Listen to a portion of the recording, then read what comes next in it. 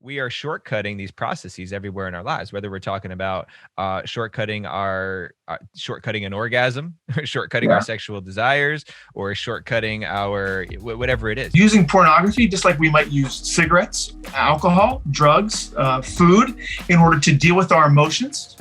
Very often we've adopted pornography at an early age.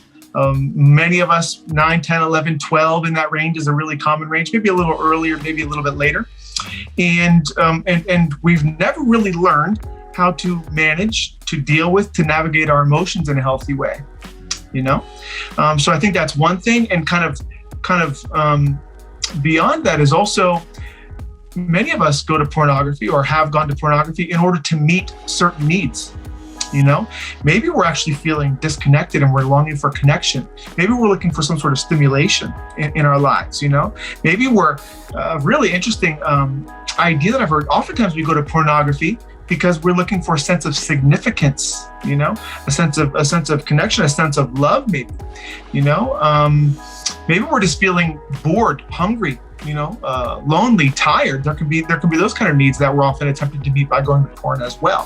So I think those are the kind of some of the deeper implications that may not be that we may not be aware of for many of us.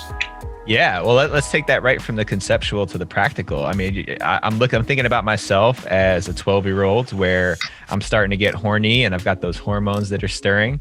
It's a lot easier to just pull up a porn site and masturbate than it is to fluff my feathers and practice the courtship of a young lady that will be interested. So it's, I guess, in essence, it's a much easier way to get a woman to take off her clothes and satisfy my sexual urges.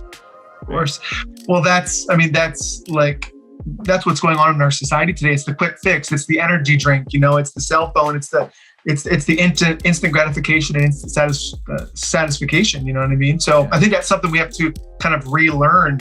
We're kind of shortcutting a lot of processes in life, you know. And I think, it is. I mean, I think especially today, kids with cell phones in their hands, especially unregulated or unmonitored or unsupervised by parents, is a really challenging trap because we have that right at our fingertips, you know. And of course, that's going to be the easy.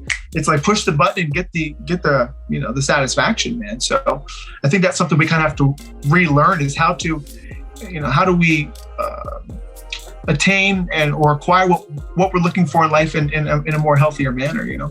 Yeah. And I remember I asked you before we started recording, I said, man, I want to get to the deeper layer of this conversation around porn. And I think we might have done it in the first 15 minutes because that's really the crux of it, right? Is that we are shortcutting these processes everywhere in our lives, whether we're talking about shortcutting an orgasm, shortcutting our sexual desires, or shortcutting our whatever it is. You fill in the blank. Everywhere we go, we're just looking for the path of least resistance and the quickest, fastest, easiest way for me to get there. And what we've learned is that doesn't lead to the long-term effects or results that we want to create in our lives. You know, if you want long-term partnership, you want satisfying, beautiful sexual intimacy with a partner, it's directly affected by relationships with things like porn.